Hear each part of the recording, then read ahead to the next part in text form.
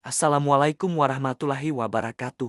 Halo, teman-teman semua. Sebentar lagi kita akan memasuki bulan Ramadan, bulan yang penuh berkah dan ampunan. Tapi, pernahkah kita berpikir bagaimana cara memaksimalkan ibadah kita di bulan suci ini? Sama seperti sekolah, kita butuh kurikulum dan silabus.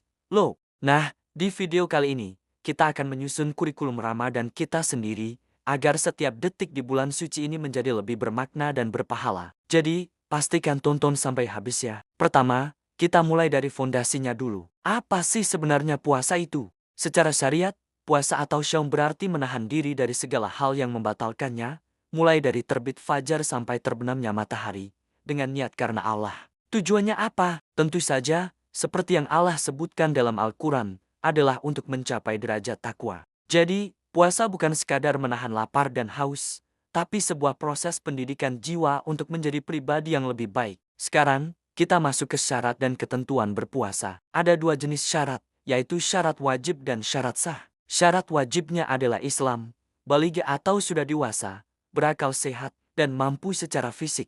Jadi, anak-anak yang belum baligh tidak diwajibkan, tapi bagus untuk dilatih. Orang sakit atau musafir diberi keringanan. Lalu, syarat sahnya adalah suci dari haid dan nifas bagi wanita, dan yang paling penting, berniat. Niat puasa Ramadan ini bisa dilakukan setiap malam atau sekaligus di awal Ramadan menurut sebagian ulama. Setelah syarat, kita bahas rukunnya. Rukun puasa itu ada dua yang utama. Pertama, niat di malam hari. Seperti sabda Rasulullah, barang siapa yang tidak berniat puasa sebelum fajar, maka tidak ada puasa baginya. Kedua, menahan diri dari hal-hal yang membatalkan puasa, dari subuh hingga maghrib. Simple, kan? Tapi justru disinilah letak perjuangannya. Nah, bulan Ramadan itu ibarat festival ibadah. Jadi, selain puasa wajib, ada banyak sekali amalan sunnah yang bisa kita kerjakan untuk panen pahala. Pertama, salat tarawih. Jangan sampai kelewatan ya. Ini adalah kesempatan emas untuk menghidupkan malam-malam Ramadan kita. Lakukan dengan khusyuk, nikmati setiap rakaatnya. Kedua, tadarus Al-Quran. Ramadan adalah bulan diturunkannya Al-Quran. Yuk, kita buat target. Mungkin satu hari satu juz, atau sesuaikan dengan kemampuan kita. Yang penting bukan hanya kuantitasnya, tapi juga kualitasnya. Coba deh, baca artinya, renungkan maknanya. Insya Allah hati kita akan lebih tenang. Ketiga, perbanyak sedekah. Rasulullah adalah orang yang paling dermawan, dan kedermawanan beliau meningkat pesat di bulan Ramadan. Sedekah itu tidak harus berupa uang. Loh, memberi makan orang yang berbuka puasa, bahkan sekadar senyuman tulus pun bisa menjadi sedekah. Pahala memberi makan orang berbuka itu sama seperti pahala orang yang berpuasa itu, tanpa mengurangi pahala mereka sedikit pun. Luar biasa, kan? Keempat, itikaf, terutama di 10 malam terakhir. Itikaf artinya berdiam diri di masjid dengan niat beribadah kepada Allah.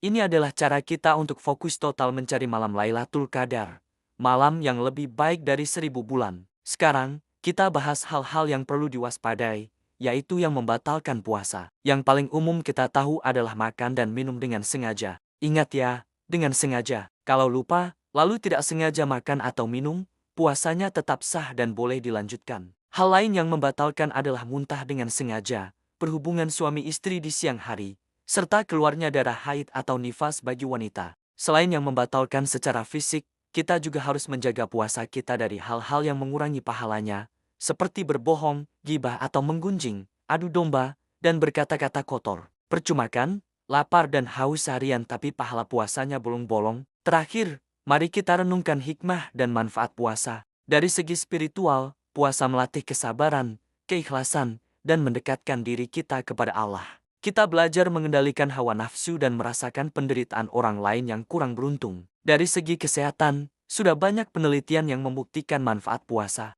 Puasa memberikan kesempatan bagi organ pencernaan kita untuk beristirahat, membantu proses detoksifikasi tubuh, dan bisa meningkatkan kesehatan jantung. Dari segi sosial, puasa mempererat tali persaudaraan. Momen buka puasa bersama keluarga, teman, atau tetangga, kegiatan berbagi takjil, semua itu menciptakan kehangatan dan kepedulian di tengah masyarakat.